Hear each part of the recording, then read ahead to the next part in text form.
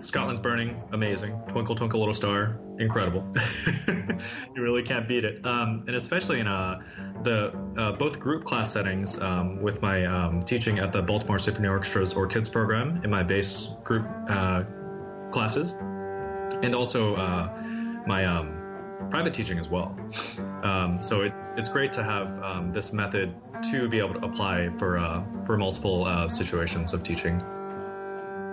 We're talking about teaching bass today on the podcast. I'm Jason Heath. This is Contrabass Conversations, and today's guest, Yoshi Horiguchi, put together a fantastic analysis of George Vance's progressive repertoire Book 1. He titled it Twinkle, Twinkle, Little Bassist, and in the fall of 2017, he and I actually put this out on the blog. So you can check that out. There's a link in the show notes to this, and it goes through every piece in Book 1 of George Vance's progressive repertoire and looks at how to teach this, why to teach this. It is super cool. And Yoshi interviewed for this project Johnny Hamil, Tracy Rowell, Nicholas Walker, and Martha Vance. And those first three have been podcast guests too. So I have learned so much going through this document, and it's really helped me in my own teaching. It's available on my blog. Check out the link in the show notes. And I'd like to thank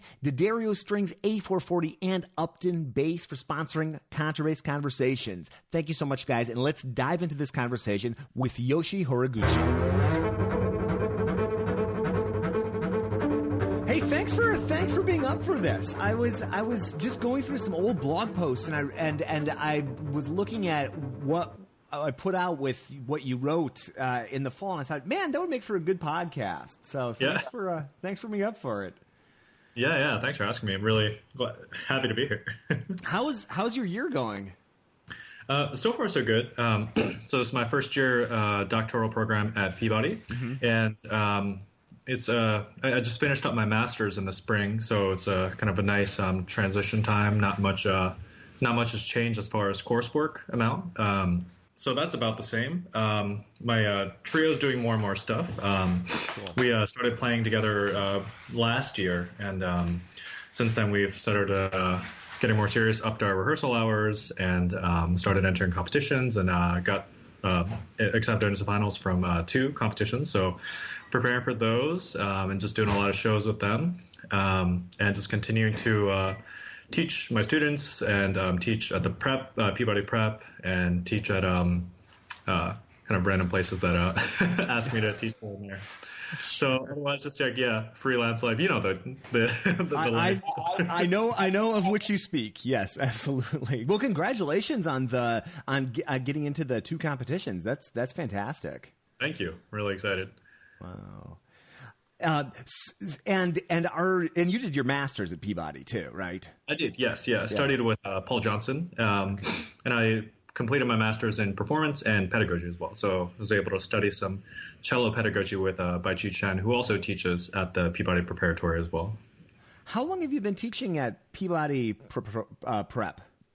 Yeah, so I just started teaching there this past September. So it's a relatively new job for me. What's that entail? Is that group lessons, one-on-one lessons? What's that program like? Sure. So what we hope to build into is exactly just what you said: group lessons, one-on-one lessons, having studio classes as well, maybe some master classes here and there. But we're at the beginning stages of building the bass program.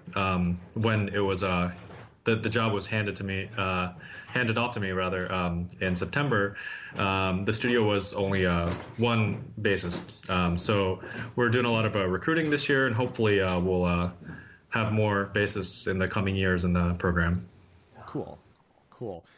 Well, congrats on the new gig, and I'd love to just dig into just George Vance teaching in general, which I've used for years and years, but I've been really enjoying it. The more I've been using, the more I've been enjoying it. But I just love the detail that you went into going through that first Vance book. Was that a master's thesis, or what was that document?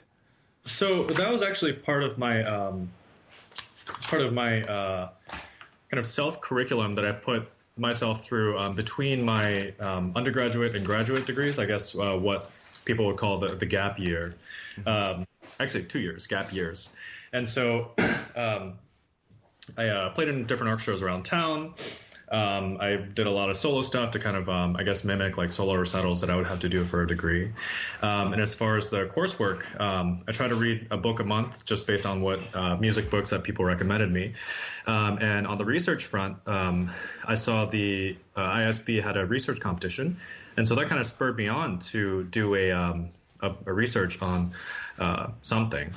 And so that something ended up being something, I was thinking about what would be good for me to study and what would be practical for me to use. And at that point, I had a pretty strong studio going already. I was teaching for the Baltimore Symphony Orchestra's El Sistema Orc Kids program.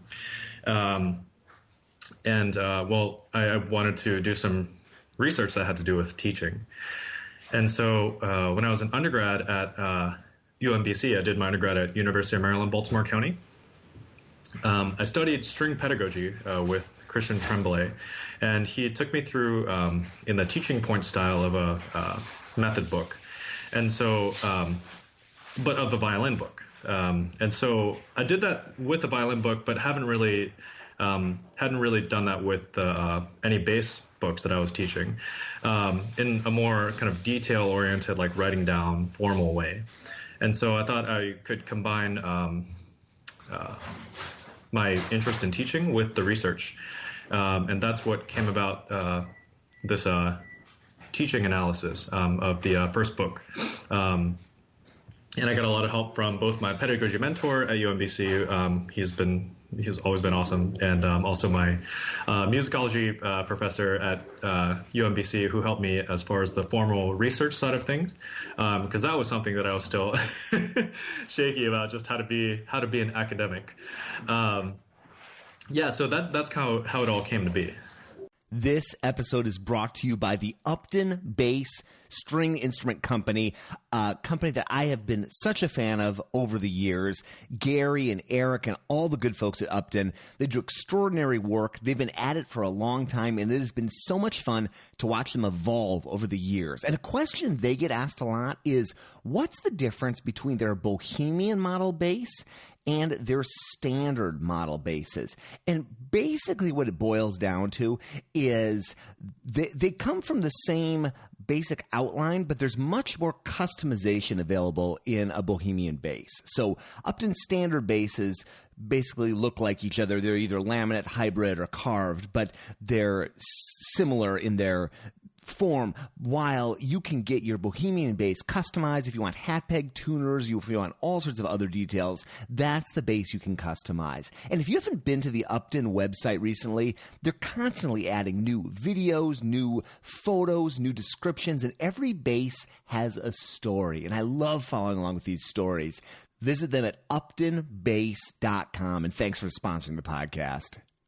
Well, and okay, that's cool. And before we even get into the details of that, I'd love to know, like, how do you do academic research? I'm totally ignorant. I have a master's degree, but I don't know how I got that. I don't have what is that process like for tackling something systematically, like what you did?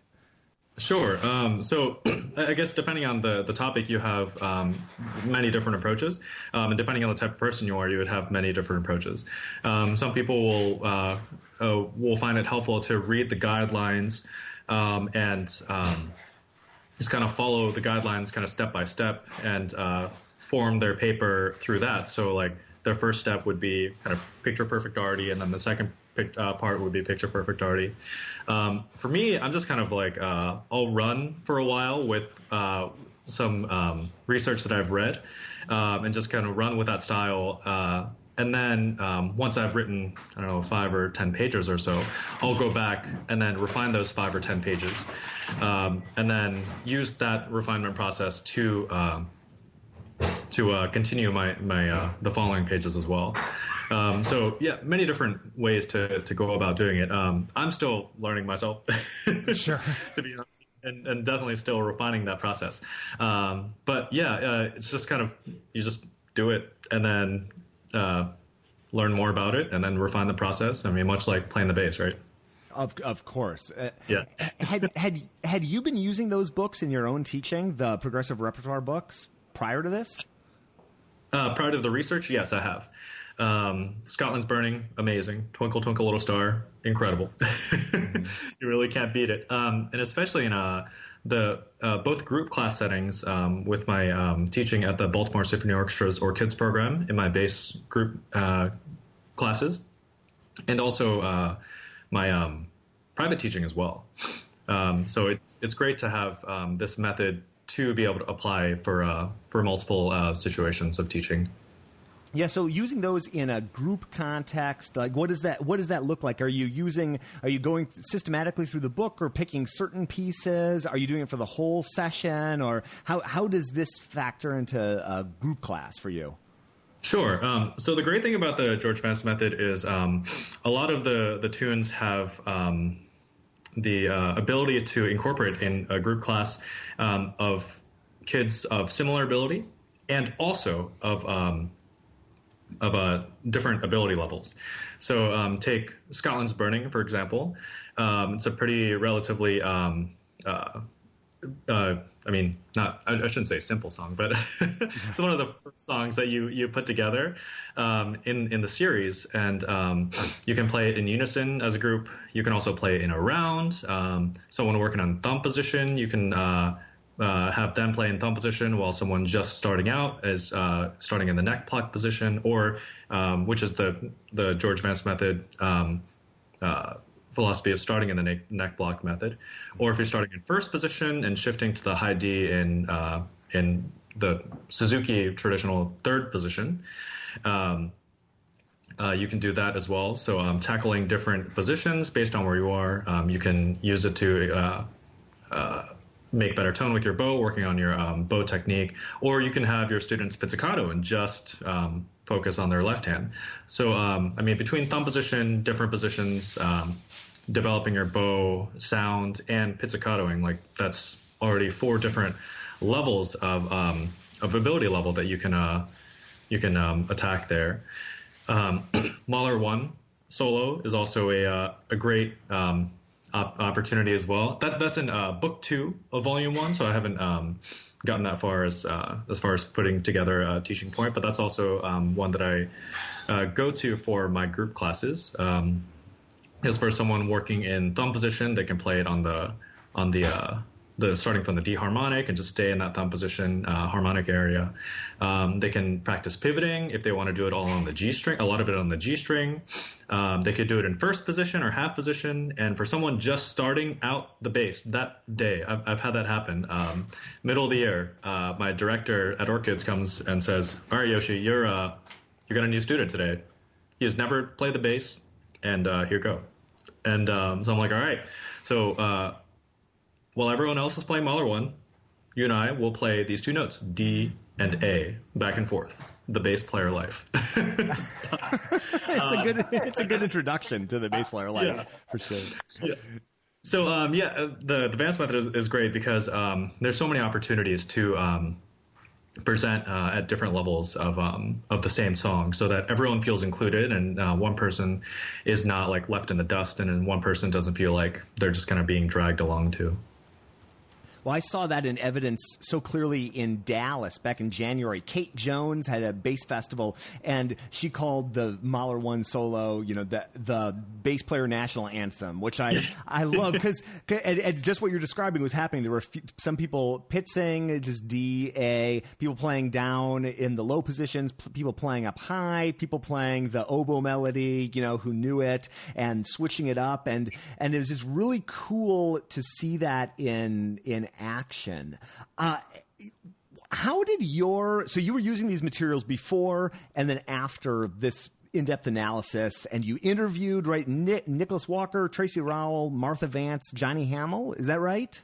That's right, yeah. Okay, so what are some, maybe in super broad question, so apologies, but what are some takeaways you got from those interviews with those people, and like maybe just describe before going through this process and after this process how you approach these materials? Lots of directions we could go. Sure. Yeah. So along with any methodology, you have to have some sort of philosophy on how to approach teaching your students. So the majority of my guidance I got from the Nicholas Walker and Johnny Hamil and Martha Vance and Tracy Rowell most of it was on the philosophical end, having known George, having known the type of person that he was and type of teacher that he was, and just kind of painting the groundwork in which to kind of then start to have an idea on how to look at these teaching points and how to teach with this method. With George Vance's background, having studied with Shinichi Suzuki, and following his philosophy, which is pretty much outlined in the book Nurtured by Love, which is cool. And that's something that's, every teacher should definitely read. Not to say that they should use it and abide by it, but it's a great start to developing your teaching philosophy if one is looking to get their feet wet in in teaching. All of the people that I interviewed were wonderful mentors and helping guide my understanding of George Vance as a teacher, and kind of what spurred him on to develop the method and how he taught with the method. Hi, this is David Moore. I'm a professor at the USC Thornton School of Music as well as a bassist in the LA Philharmonic. Gosh, I've been using Diodario Kaplan's for the past several years, the heavies especially in the orchestra as well as on the bass that I have at USC. I just really like the versatility that they give, especially dynamically. They just respond well in soft dynamics and well in loud dynamics that can really take anything that I can dish out. And they're just a really well-balanced string across all of my instruments. I've also used the Zayek strings more kind of in an experimental way. I'm honestly looking for sort of the combination and the sweet spot between the two of those, because I really like the ring and the response and the tension of the Zayeks with some of the more conventional characteristics of the Kaplan's. I'm hoping that that's something that's in the works someday in the future. Hope that helps. Whenever anybody's going to the Midwest, and I lived in Chicago, Illinois for years and years, I tell them to go to A440. If they're looking for a bow, if they're looking for a bass, if they need some repairs done, if they have a student who's looking for an instrument, A440 has been serving the community for years and years. They're located just west of Wrigley Field in beautiful Chicago. They do great work, and they've been a big supporter of bass events over the years, whether it's the Chicago Bass Festival or really any bass event. A440, you guys rock. Check them out at a440violinshop.com. The one thing that I love in reading through your analysis is just the intentionality of each one of those pieces and that logic, how they're laid out. What are some of the, and I mean, I'll link to this so people can read this, but can you just go through some of those initial skills, like what the point is of shorten and bread, for example, what are we, because I think that can be really helpful for a teacher starting to use these materials is like, why am I teaching this piece? What's the new concept? Can you just go through some of those initial concepts? Sure. Let me just pull this up real fast. All right. So initial concepts, I guess just starting from the philosophy that we just talked about. Of course, like teachers should definitely teach as much as they can to their students. But Suzuki has this philosophy, and there's a saying like teachers should only teach sound. So I mean that's kind of the first thing that these books kind of get into, just making a sound on the bass. And so starting in the exercises in third position, where the student and the teacher would start out in this book. The book has the student play harmonics in third position, and their harmonics being pretty easy to activate with either pizzicato or bow, and it's not like a whole gigantic, massive bridge cable string that you have to move from the get-go. Even the G string is kind of difficult to get to. And so just kind of being comfortable with the student, having them be comfortable with making sound with a sense of ease and without so much difficulty. So that's what the third position exercises with the harmonics starting out are designed to do. And that also starts the student off in neck block position, which is a wonderful tool and kind of geographical location on the bass. Because generally with the shape of the neck, if the student just kind of has their thumb at the heel of the bass, and then their fingers just kind of naturally curve around to make a pretty natural hand shape. So there's no place your finger here, and then place your pinky 90 degrees, and then place your third finger 80.5 degrees, and then there's no 80 million things to memorize. It's just kind of already reinforced from the get-go. And that way, when they continue to the next song, Shorten and Bread, they're starting to actually depress the string in that position after being comfortable in making the hand shape. And eventually, if, some time later in the book, they'll go into first position, and all they have to do is just take the hand shape that they built in the first few examples, in the first few tunes, and just shift it up. And that's it. The hand shape is already kind of developed prior to going into first position. Which is not quite covered in most other teaching methods. Most other teaching methods are pretty derived from the violin teaching method of starting in first position and then going to second position and then going to third and then fourth, so on and so forth. And so while there's a lot of pedagogical argument for starting in first position for violin, and it makes a lot of sense. For bass, it might not necessarily makes as much sense. Not to say that it doesn't, but the strength of this method allows the student to develop that hand shape in the neck block position, so that when they bring it to first, it's they're already kind of halfway there in developing the hand position, and also developing the ear as well. The tunes Shorten and Bread and Scotland's Burning at the beginning of the George Vance book has some of the larger intervals that are pretty easy to hear for a young bassist, for someone who's not used to kind of focusing their ear. Because, bass being so low and outside of the normal range of tones that we hear, the neck block position gives the student an opportunity to hear fifths, hear sixths, hear major thirds, between the open strings, hear perfect fourths.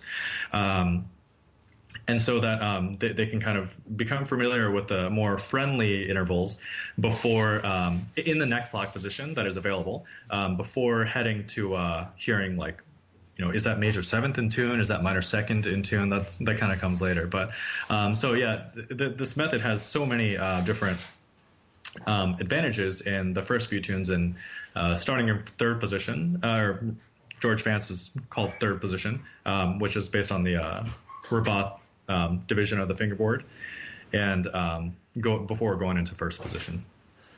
Yeah, I as someone who's used a lot of different methods, it's been remarkable to see how much more readily I hook students with the Vance method. And I think it's what you're describing. It's hearing those wider intervals. It's more comfortable up there. Starting the harmonics is just so much easier than starting on open strings, like you're describing.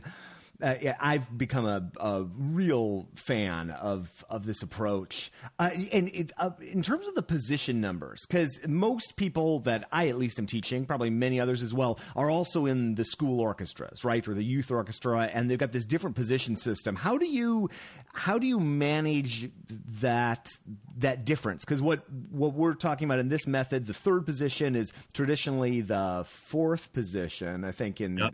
So how do you have any techniques that you've developed, or how do you navigate that potential confusion? Sure. I just with my students, once they approach that conflict, they start seeing in their school music like second position, third position, fifth position. Wait, what is that? Is that in thumb position? Once they kind of come to me with that question, the kind of need for clarification is there, and I think that's the first step. So that when I clarify with them, well, okay, so you have entered this new level of knowledge where what we've been doing is the George Vance method of bass, which has a little bit different fingering, different position system. So from that point on, I start calling it anything we work on the George Vance books, like Vance third position, Vance first position, Vance fourth position, Vance fifth position. One could also, I guess, say Rabath third position, second position, first position as well. And then with the school orchestra stuff, like school orchestra first position or orchestra second position, or one of my students is also I go by Vance position versus Suzuki position as well. So having each of the positions identified from a different method or from a different point of the student's life, so that they can relate, oh, okay, so like this is Vance third position, not Suzuki third position. Do you see yourself doing a similar in-depth analysis for all the rest of the books? Is that on the horizon? I mean, this must have been a monumental task doing just this first book. Is that something that you've been thinking about? Yes, absolutely. Like I said, what spurred me on to do this book was just to kind of put myself through a curriculum during my gap years between school. But now that I've started going back to school for master's and doctorate again, I've kind of had to put aside some independent academic projects for the time being. But now that I have this doctoral dissertation that I have to work up, this would be a perfect opportunity to fulfill a requirement required by the doctoral committee of the Peabody Conservatory, and also fulfill a passion of mine, which is to just make my teaching better so that my students can benefit from that, and if it is helpful to other teachers, so I can share my work as well. So now that I'm in the doctorate program and I'm looking in the next couple of years to do a dissertation, I'm hoping to continue the books 2 through 6 in-depth analysis in the same style, and tie it into my dissertation somehow. And then so that's the plan. Well, I can't wait to see those, and I can't even begin to imagine the amount of work that took just to do book 1. So I understand the the difficulty when you've got other irons in the fire. But this is super cool, and I'll make sure to link up to this, folks. If you haven't checked this out, it's up on my blog actually, and I interweaved a few videos that I shot of these different Vance pieces. I had a moment of frustration last year when I was trying to find good demos for my students. And it was just, you'd find someone who's like 10 years old, they were doing a fine job, but kind of like a blurry, out of focus version. So you can check out those videos along with Yoshi's analysis, which is super cool. And let's have this be the first of many podcast appearances, man. I'd love to have you back. Yeah, absolutely. Would love to be back. Thank you for having me on.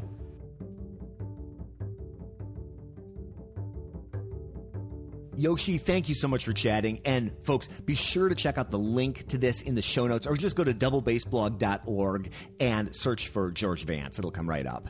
And I really appreciate you taking the time to listen to this podcast. I know Yoshi appreciates it. I appreciate it. And I'd love to hear from you. You can email me at feedback@contrabassconversations.com with any ideas for the show, guests or topics or anything like that. And while you're on our site, contrabassconversations.com, be sure to subscribe to the podcast. There are links for any method you want to use, Apple Podcasts or Spotify or Stitcher. And we actually have an app for iOS, Android, and Kindle too. Contrabass Conversations is produced by Michael Cooper, Steve Hinchy, Trevor Jones, and Mitch Mooring. If you're looking for a new double bass, Mitch is making fantastic instruments in the Dallas area. You can learn more at mitchmooring.com. I'm your host, Jason Heath, coming to you each and every week from San Francisco, California, and we will see you again soon for more life on the low end of the spectrum.